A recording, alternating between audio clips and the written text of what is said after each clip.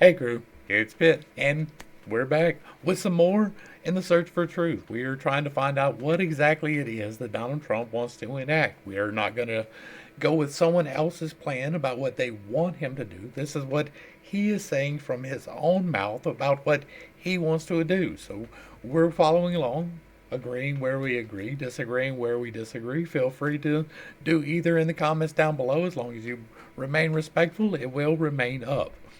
We're going to dive in where we left off, and this is Big Pharma and ending global freeloading. Let's dive in and see what's up. Crooked Joe Biden likes to pretend he stands up to Big Pharma, but Hold on, let me bring that up a little bit. Their audio is worse than mine. Like, I'm inconsistent, but they're really inconsistent. Crooked Joe Biden likes to pretend he stands up to Big Pharma, but in fact, I was the only president in modern times who ever took on Big Pharma, and I took it head on. No lies detected. He did that. What Biden is taking credit for was what Donald John Trump actually did. So Biden canceled my tough on pharma policies the moment he had a chance. That is true. As president, I signed a historic executive order declaring that the United States government would pay the same price for pharmaceuticals as other foreign countries. And no more. We didn't want to pay any more. Can you imagine that? How simple would that be? This would have saved American patients billions and billions of dollars. But shortly after taking office, Joe Biden rescinded my executive order, stabbing patients and U.S. citizens, and especially our seniors, right in the back. For many years, Americans have been paying among the highest prices in the world for our... It's wild. Like, it's wild how people are convinced that that did not happen, right? It's just wild to me how people can convince themselves when it's possible to take the paper trail, to go back and look and say, yeah, Donald Trump lowered insulin prices. And then when Joe Biden got in office, they reversed that policy and the prices went up, and then people got pissed, and so they lowered them back and took credit for lowering them at all. Like that, yeah. Patients and U.S. citizens, and especially our seniors, right in the back. For many years, Americans have been paying among the highest prices in the world for our prescription drugs, while other countries negotiate sweetheart deals off the backs of America, paying vastly lower prices for the very same drugs from the very same companies. This amounts to a gigantic subsidy for foreign socialist welfare systems, courtesy of you and the American people. On day one of my new term, I will sign an executive order to end this global freeloading on American consumers for once and for all. Under my policy, the United States government will tell Big Pharma that we will only pay the best price they offer to foreign nations who have been taking advantage of us for so long. The United States is tired of getting ripped off. We've been ripped off by everybody for so many decades. We're tired of it. Not going to happen. It's the free market economy at work. They should have never rescinded my original executive order. It just shows you the power of Big Pharma, but it will force Big Pharma to raise prices on foreign countries and reduce prices very substantially for American patients. It will deliver huge savings for seniors and for all American patients. Thank you very much. This was a very easy one, and this is an honor to tell you, because this was something that never should have happened. They should have never, ever rescinded my executive order. That's true. I'm with him. That's like, there's a lot about pharma that I absolutely do not agree with, right? Prices is one of those things that I absolutely do not agree with, but there's a lot about the way that they handle themselves in the business that I just do not agree with at all. That's okay. I don't use them, right? There are things that I use and there are things that I don't. Most of what I use is natural. Most of what I use, as far as I possibly can, is natural. That does not mean that I am 100% against pharmaceuticals, because eventually I will be on them. I'm just trying to delay that as long as possible. But they are predatory in a lot of ways, and one of those ways is by charging too much. A lot of that's got to do with the fact that insurance will pay those prices. And because insurance will pay those prices, they push those prices as high as they can. The greed behind it is the problem. It's not ever the tool that's the problem. It is always the use of the tool, right? It's not money that's the problem. It's the love of money that's the problem. It's not the pharmaceuticals that's the problem. It's the way that they're applied that's the problem. It's the way that the business practices are applied that's the problem, not the business itself. Capitalism is great. Corporatism, not so much. If you are merely subsisting to maximize profits for people as opposed to maximizing the productivity for your people that you are doing, if you're paying minimum wage and making billions of dollars in profit, you're doing it wrong, right? This, in part, I agree with because it would be allowing the free market trade. I'm not a big one on the government sets prices, right? The government should not be involved in prices except where it deals with foreign trade, and this definitely falls in that category. So I am both on board with it and kind of like on the fence with it too, because I really don't like the government to set prices. Next up, we are going to be talking about cementing the fair and reciprocal trade with the Trump Reciprocal Trade Act. Let me biggerize that for y'all and transition, and we're in. Joe Biden has run up record trade deficits, also known as losses, higher than any president in history by far. Now, part of that is built up in his presidency. We've got to fully acknowledge that. There was a crisis happening, and so we had to do things. I don't agree with the printing of money out of nowhere. I think not having a bag for money is a bad idea, but acknowledge your part of it as well, right? He's probably not. This is a campaign video. That's whatever. But I want to make sure that it's acknowledged that he had a part in it too. Now, most of the currency that has been printed since he has left office. That is, most of the American currency that has ever existed has been printed since he left office. Joe Biden has run up record trade deficits, also known as losses, higher than any president in history by far. These gaping wounds are costing our country countless jobs and trillions of dollars in wealth.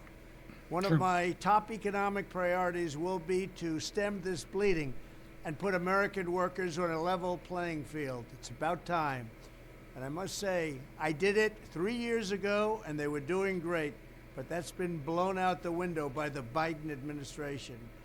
But to I thought he meant debts at first. I didn't realize he was talking about the growth. To that end, I will pass landmark legislation that still applies. That will be known as the Trump Reciprocal Trade Act. If India, China, or any other country hits us with a 100 or 200% tariff on American-made goods, we will hit them with the same exact tariff. In other words, 100% is 100%. If they charge us, we charge them. Bad money. An eye for an eye, a tariff for a tariff, same exact amount. I'm with it.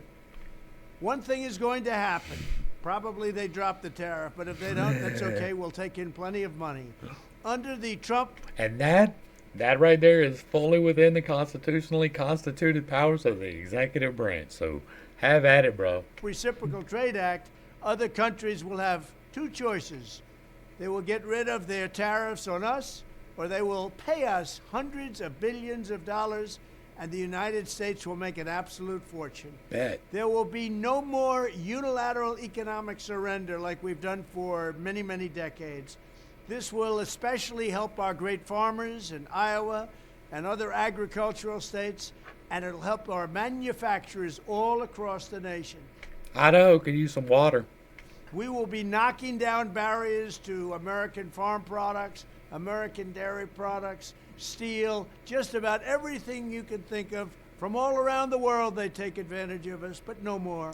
That's true. We get Brazilian beef, we get Chinese steel, we get Argentinian imports. Like, there's all kinds of stuff that we could be doing here that we don't.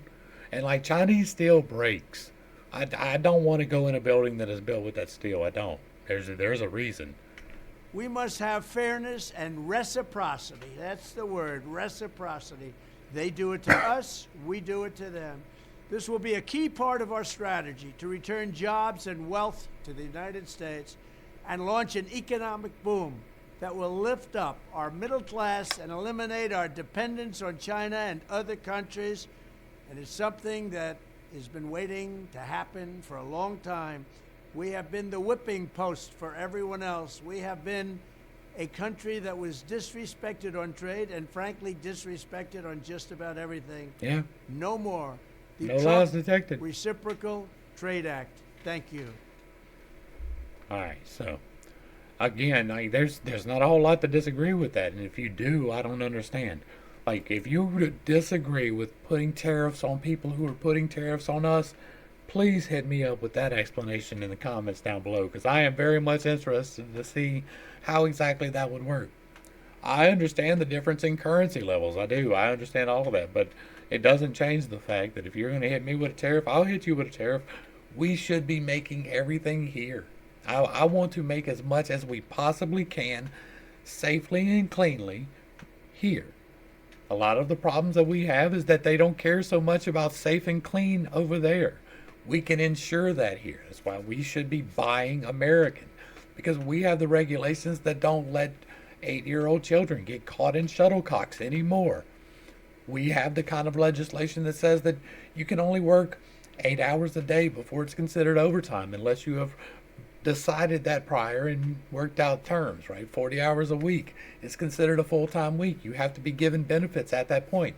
You have to make a certain amount of money. Like, that is not true in the rest of the world. And that is why they send that over there. We should refuse to buy things from places where they use slave labor. There are a lot of those places, like a lot of those places. And most of them are where we get our goods from. So we should be doing here. And part of doing here is tariffing them coming in. I'm okay with that. Raise the prices on things coming from slave labor. And maybe we can get rid of slave labor. Doubtful, but we can try, right? That can be a goal. We can work towards that, getting rid of slaves. Okay, let's dive in and see what is up with using impoundment to cut waste, stop inflation, and crush the deep state. Let me get this biggerized and transferred, and let's go. Crooked Joe Biden, our disgraced president, has wasted trillions of taxpayer dollars. Hey, that's a good spot. That's a good spot to insert this, because this shit just happened yesterday. Did y'all see the news, bro? This is wild. This is wild. This is wild. Your president, not mine. This is mine. Y'all's president called Zelensky Putin. Straight up, like to his face. It's like, and now, here's President Putin. And Putin, not Putin. You're beating Putin. It was hilarious, and he called Kamala Harris Donald Trump. He said Vice President Donald Trump. I ain't even joking. Like, that's not even a bit. That is real life. That really happened. Wow. Welcome to the future, baby. All right, let's get it again. I say go. I say go. All right, here we go. Crooked Joe Biden, our disgraced president, has wasted trillions of taxpayer dollars in less than 3 years, causing uncontrolled inflation that is crushing working families. Because of that guy I was just talking about. Like, there is an intentional takedown. There is something intentionally happening. Reining in Biden's wasteful and unnecessary spending is vital to stopping inflation and rescuing our economy from ruin. But the pain of the spending cuts must be borne by the special interests and Washington bureaucrats, not by American families and American seniors in particular. For 200 years under our system of government, it was undisputed that the president had the constitutional power to stop unnecessary spending through what is known as impoundment.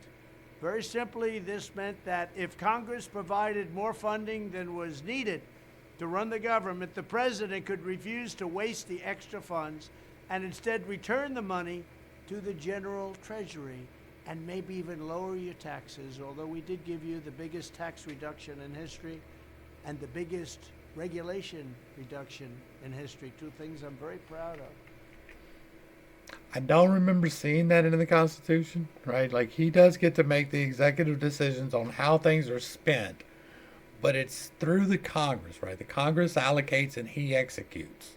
So, And they still are there, although they're disappearing rapidly under Biden.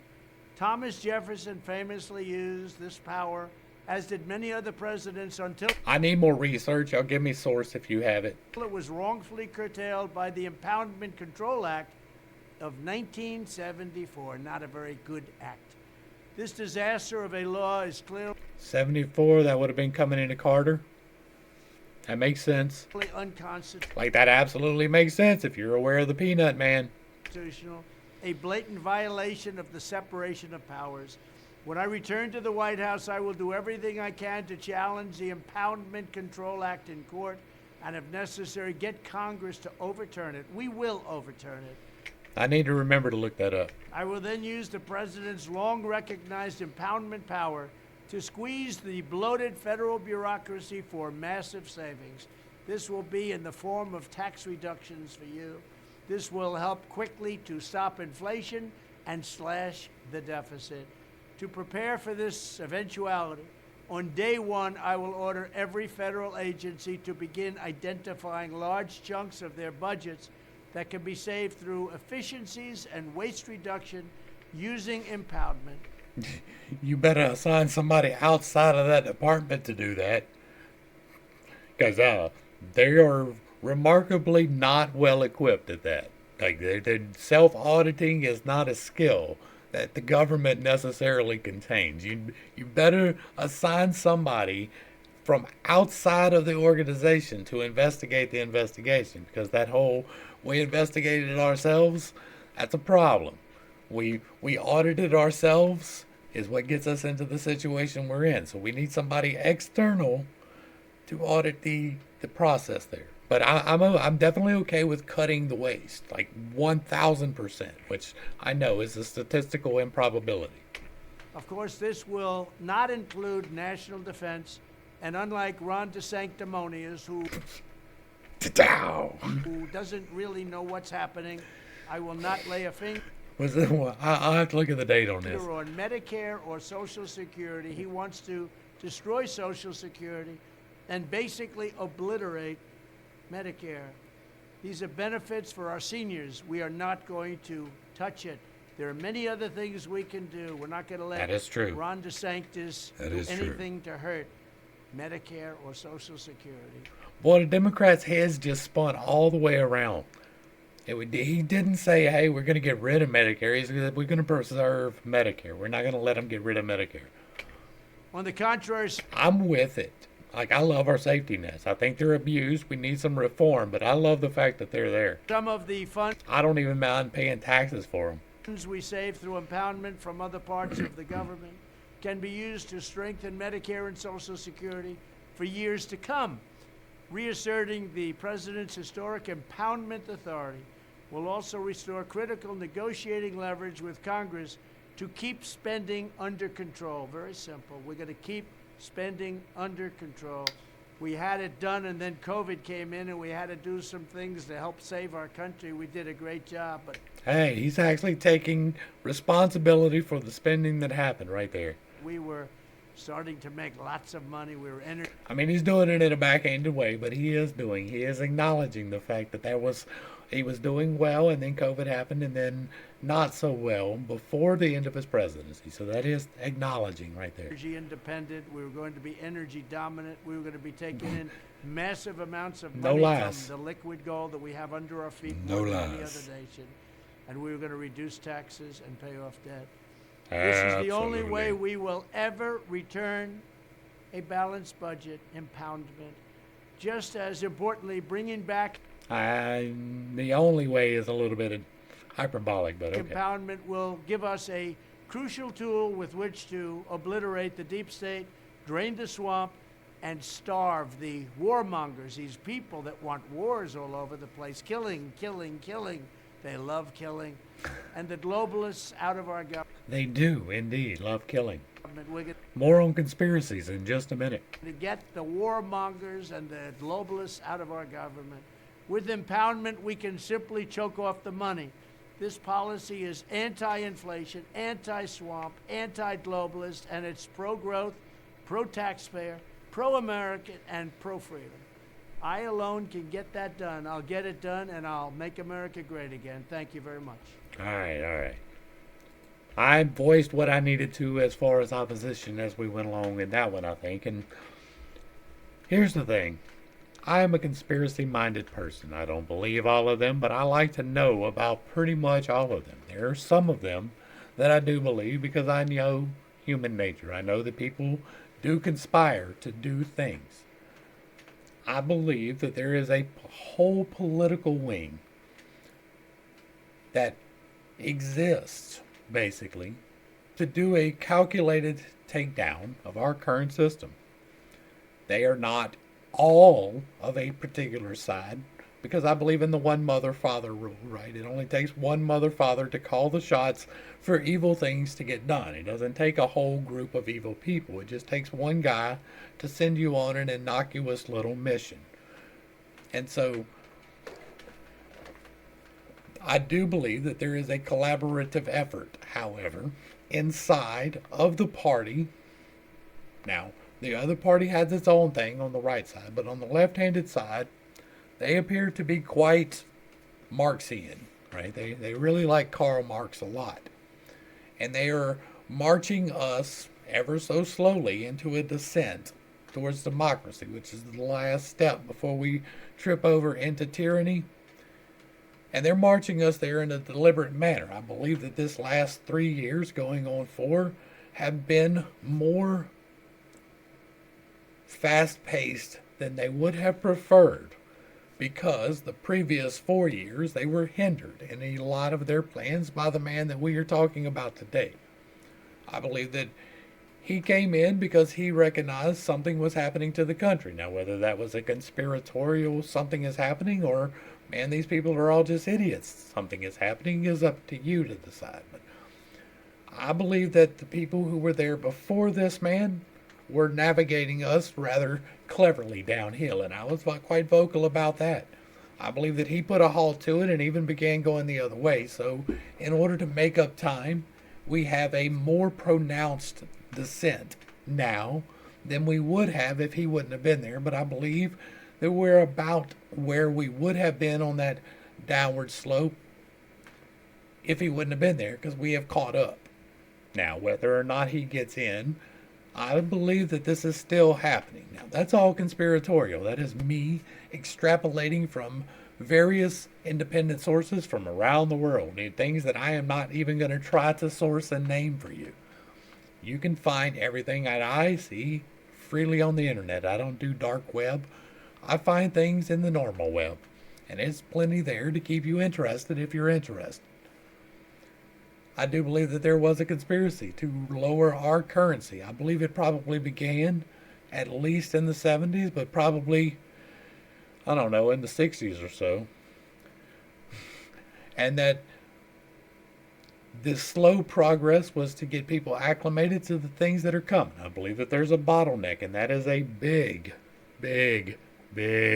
conspiracy that I believe in fully and wholeheartedly. I believe there is a bottleneck. I have playlists on it, where humanity is going to face a choice, right?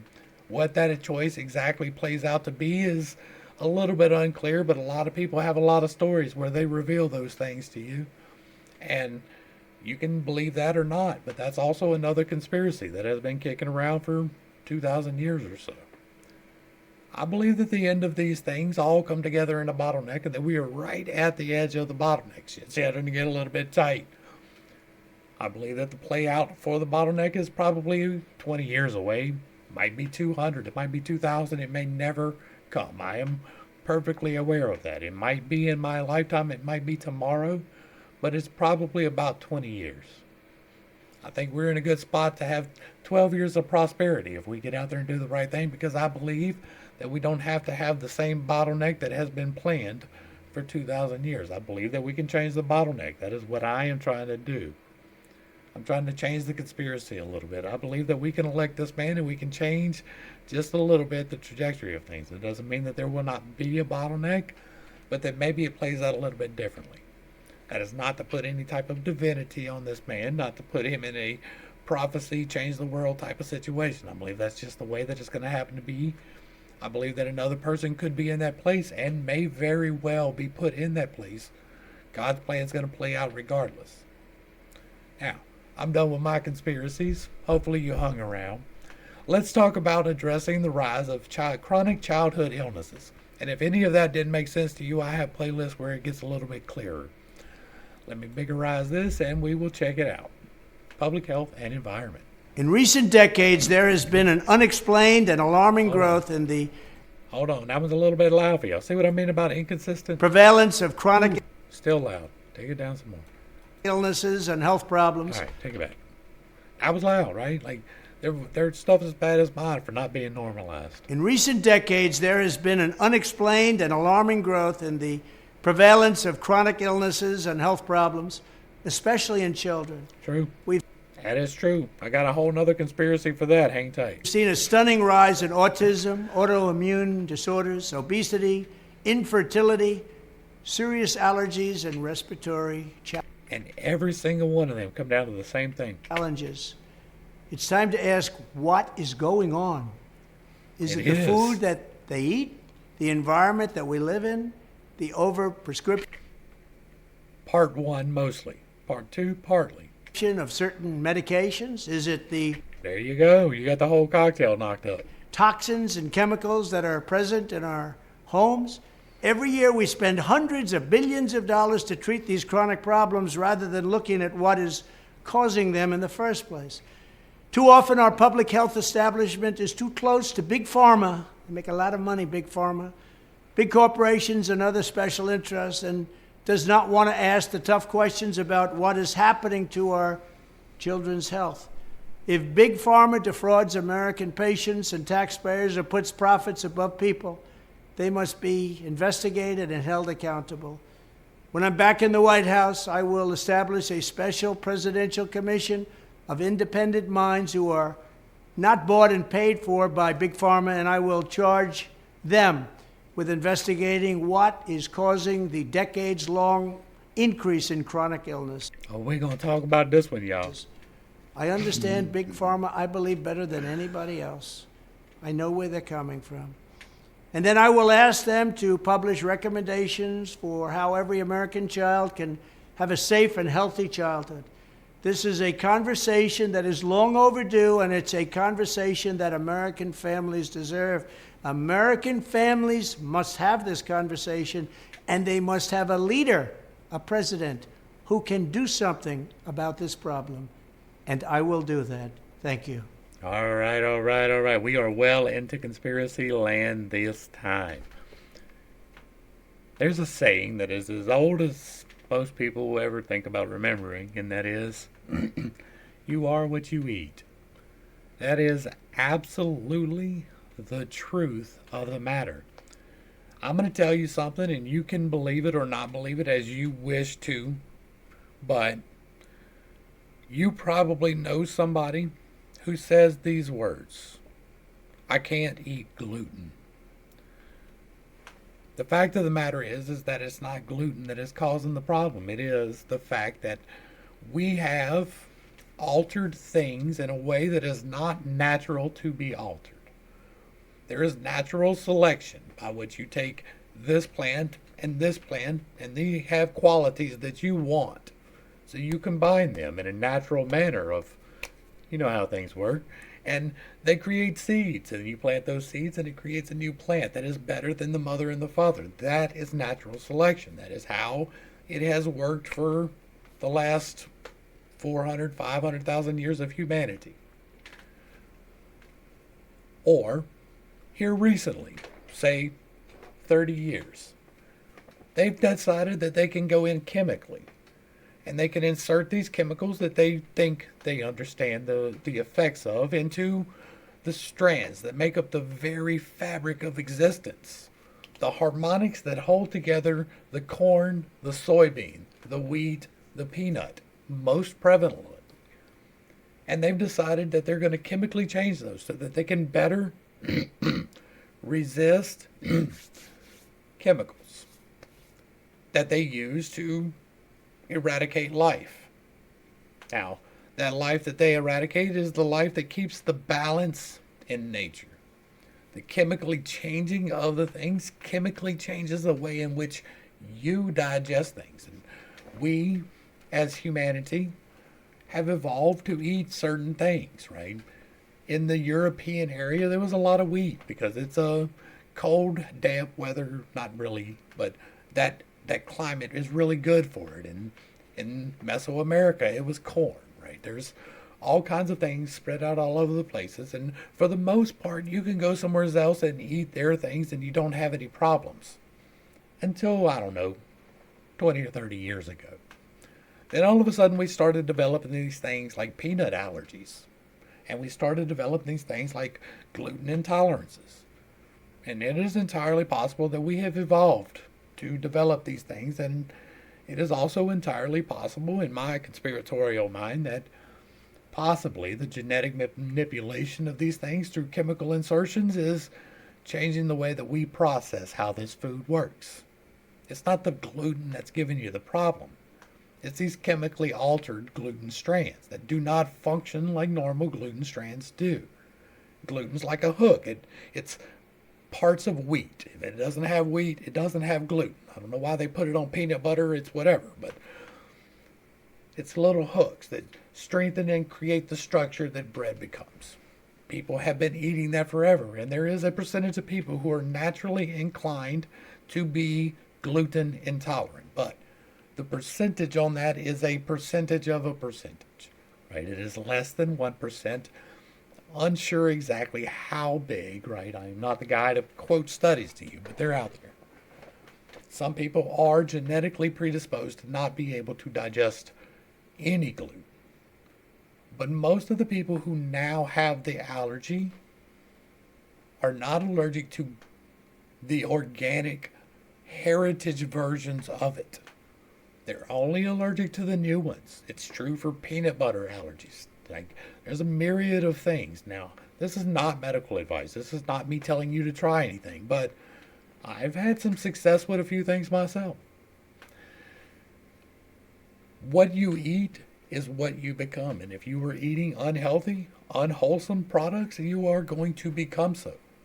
Little Deborah is a large part of the problem. Kool-Aid is a large part of the problem. Coke, Dr. Pepper, Pepsi, all of that is a large part of the problem. But the main part of the problem is us. We haven't taken responsibility for our lives. We have instead consumed the things which taste good, which are fine in moderation, in excess. So it's okay to eat a snack cake. There's nothing wrong with consuming mindless carbs every once in a while. But if you sit down and you eat a box of Deborah, you're not going to be little anymore. It's just a fact. Staying sedentary, deciding that it is better to be inside all the time instead of active and outside at least part of the time. That's a problem. That's a mind problem. That's an attitude problem. That's what our problem is. Part of it is the food that we consume. Absolutely. Part of it is the environment in which we engage ourselves or not. Sunlight is good for you, right?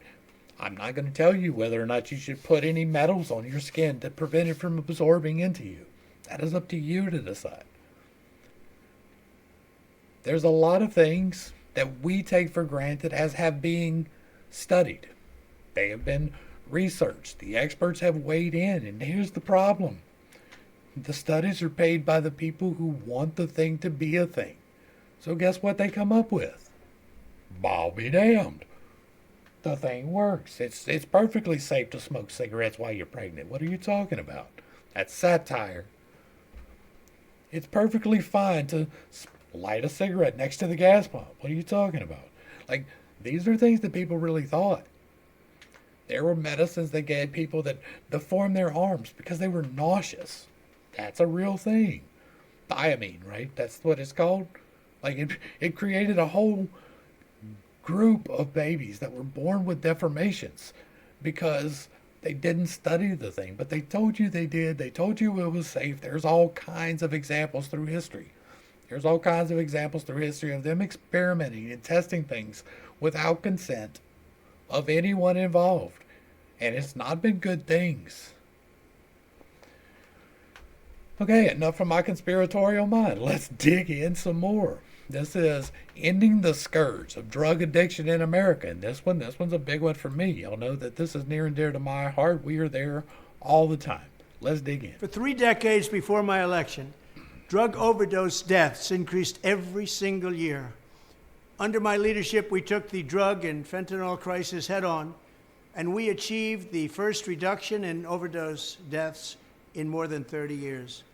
I also proudly signed the Support Act, the largest investment ever in combating the opioid epidemic.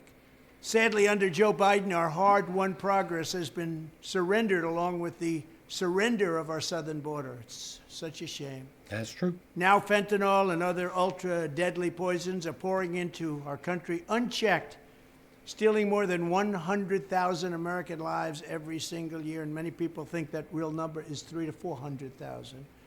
Joe Biden's record is one of death, destruction, and misery in communities all across our nation. When I'm back in the White House, I will take action on day one to end this horrific plague and save American lives. Joe Biden will never solve the drug overdose crisis because he is actively destroying our border. What he has done to our border, we had the safest border in the history of our country, and now we have the worst. The border is not the entirety of the problem. Border probably anywhere. Like it's a large part, don't get me wrong, but it's not all of it. In the world, including third world countries. That's why I have previously announced I will impose a full naval embargo on the drug cartels and deploy military assets to inflict maximum damage on cartel operations. I'm with that. I will insist on the full cooperation of neighboring governments to dismantle the trafficking and smuggling networks in our region, and I will ask Congress to ensure that drug dealers, kingpins, and human traffickers receive the death penalty.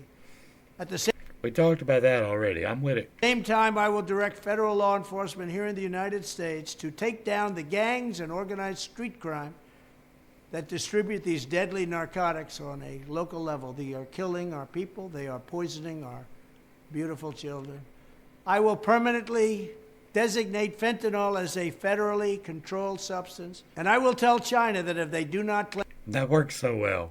Like just say, oh yeah, that's controlled. Don't touch it. That works absolutely. clamp down on the export of fentanyl's chemical Like our drug war failed. It has failed so miserably for a reason. precursors, they will pay a steep price. I had a deal worked out with President Xi. They weren't going to be sending any more, and they were going to impose the death penalty on those that made it in China. But with a rigged election, that That is the first I've heard about that. That in particular is new to me. I would like more information on that. ended. Attacking the supply of these deadly drugs will be just the beginning. We must also do more to end the scourge of addiction here at home. Among the most important steps we can take is to strengthen the pillars that give life, meaning, and hope for those struggling with addiction, particular work, faith, and family. We need work, faith, and family. Yeah. My administration will support measures to make it easier for those suffering from addiction to seek treatment without losing their jobs. We will forge new public-private partnerships for companies willing to provide job opportunities and skills training for former addicts. We will expand. I've got a plan for that. By the way, if you missed that in the other video. And federal support for faith-based counseling, treatment, and recovery programs, recognizing that we are going to need God's help to steer our country out of this crisis. Amen. Finally, we will ensure that if a parent, child, spouse, or other relative needs to take time to care for a loved one fighting to overcome addiction, they are more easily able to take advantage of the family leave program, so important. So we're going to give FMLA to addict spouses. When I'm president, we will not rest. I On the one hand, okay, and on the other hand, ooh, until we have ended the that's going to take a lot of consideration before I come to a determination on that one. drug addiction crisis in America. We will win. It will happen. We have to win, though, in 2024 because our country is going to hell. That is Thank true. you. All right, all right, all right. And that's going to be the last one we do today. And we're going to talk about that one for just a minute because this is one that does hit hard at home, right? Pharmaceuticals are a big thing to me. I have been addicted to opioids. I have been addicted to other things. And so I get to speak with a little bit of authority on addiction. I get to speak on overcoming addiction because I have overcome two of them, physical addictions. So I do know what I'm talking about. I have had the shits, the shakes, and the sweats. I understand the smell that comes off of you when it is coming out of you. I know what I'm talking about here. Almost all of our problem with opioids is people don't know how to use them and doctors don't know how to prescribe them. Right? They can serve a wonderful purpose. Living in chronic pain is a terrible, debilitating thing. Like outside of the physical pain, it weighs on you mentally to hurt every day. I can tell you about that. I wake up every single day at, like, on my good day, I'm at a 7 on the pain scale every day. I'm here doing this every single day, probably at an 8. I do my walk every morning. It is at least a 7. So I do understand chronic pain. I am putting off the opioids for as long as I can. I use an alternative, a naturally growing plant that comes out of the earth and should be completely regulated so that children can't get it, absolutely, but decriminalized to the point where you can walk in and get a packet, just like you can get cigarettes or alcohol, both of which are much more dangerous than the particular herb in which I reference. I'm putting off the opioids because I know that I will have to be there one day. I've got a lot going on here. And so I have been to the point where I have been searching for, like, stealing from people, lying to people, doing dirty things in order to get them. I want to put that off as long as I possibly can. If you need them, however, you shouldn't feel the effects. The effects should be that you feel normal. The effects should be that you don't feel high or you don't feel low. You feel good. You feel able to function in a normal manner. That is the point of taking any of the medications that the pharmacy can give you, whether that be something to adjust your mood or to adjust your pain levels or to adjust your blood pressure. If you are feeling the external effects, you're taking too much. You're taking the wrong timing. Something is off with your schedule. You should feel normal, but not high. You should feel normal, but not low. You should be able to function. That is the purpose of those. The problem is that doctors can't judge that for you, and you will lie. You will seek. Those things put hooks in you that is really hard to tear out, and they are subtle. You don't understand what you're doing. You're like, well, I feel really good if I take the whole thing instead of the half that I'm supposed to, right? I feel really good, so I'm going to tell my doctor that. And so they up the dosage, and then you take a little bit more than that, and then they up the dosage, and it's really subtle. All of a sudden, you're at max dosage, and your doctor's like, no, we can't give you any more, and it's not enough anymore. The hooks are in you, though, so you're going to go and find something else. That is the pipeline that happens. That is where people get on heroin. That is where people are looking for the fentanyl. It is because of that. Those things are never meant to cover up emotional damage. It's never meant to make it where you don't have to deal with your problems. This goes more for the mental adjusters than the physical ones, but people use the physical ones in the wrong way too. It's the same way that they use alcohol to cover up and to hide and to not do the work that needs to be done. Because you need to dig into your feelings and understand why you're hurting. You need to understand where your anger comes from. You need to process your emotions. And those pills, they don't let you do that. They're good stopgaps. If you're in a state of depression, you normally do not recognize it. Normally, what happens is your friend comes to you and is like, hey, bro, have you taken a shower? You kind of stink. It may be some variation of that, but it's that. Or you look a little bit pale. Have you eaten? And you're like, I don't remember. Because you're in a state. It's something that affects you. And then the medicine can help you get out of that. But once you recognize the state, right, and you've got the medicine pulling you out of it, it is your responsibility to get off of that medicine just as fast as you possibly can. And any doctor that has you on that for more than 2 years is doing you a grave disservice. If you're not seeking professional help in the form of talk therapy, or even not professional help in the form of a spouse, or go seek out the clergy, find someone to talk to and express the things that are actually bothering you, the medicine's doing you no good. It is harming you instead of helping you. You will get depressed sometime. You will feel anxious sometime. That is life. You cannot let the states win. That's what the medicine is for, to keep you from the thing that gets on you and you don't know about it. But once you know about it, you're responsible for it.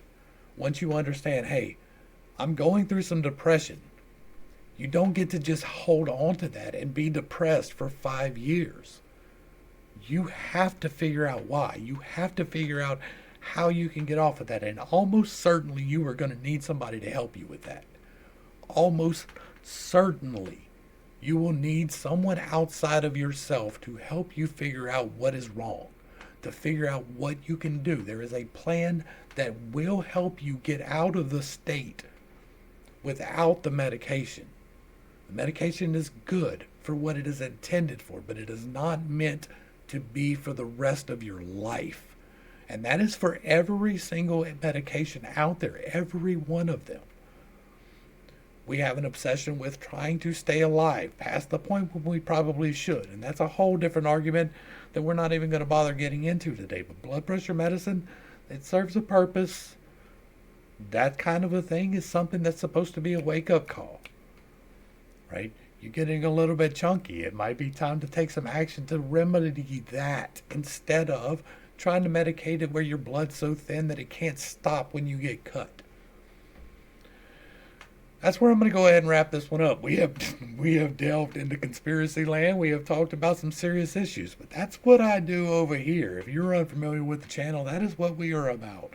We have the deeper conversations that other people just don't want to, that people don't want to have the meat. I want the meat. I want to talk about the issues behind the issues and how we can come together to fix them, because I do believe that we can. I believe that this country is the best country on the fucking planet. There's nobody like this. I've only been to 13 countries, but out of the 13 I've been to, nothing compares. This is the only spot where freedom even pretends to exist, and it is up to us, the electorate, to make sure that it continues to exist. Not to oppress anybody, not to aggress on anybody, but to ensure the freedom, the liberty, and the pursuit of happiness for all people. Every single one of us needs to take an oath to the Constitution, not to go and fight in a war, but to defend it here on the homeland. That is our job. That is us, the populace. That is our responsibility. I am taking that mantle. I'm trying to do it in a very public way. I'm just a man. I'll probably never be some super famous guy, and that is perfectly fine. I am feeding my energy into where it needs to go, and that is what I am going to continue to do. Hopefully I brought a little bit of enlightenment and not too much confusion to a series of somewhat difficult topics. I tend to wander off and step on toes. It is not intentional, but I do not apologize. If you like what I'm doing here, let me know down below. Hit me with a like, share, and a sub. Throw me a comment. If you don't like what I'm doing, do the same things. As long as you keep it respectful, I will let it stay up. If you really like what I'm doing, hit me with that super thanks. To the crew, thanks for hanging out. I appreciate every single minute that you are here with me, and I am praying for you every single day. Until next time, I love you. God loves you. You are perfect, whole, and complete just the way that you are. And this has been Pitt's Take. Peace.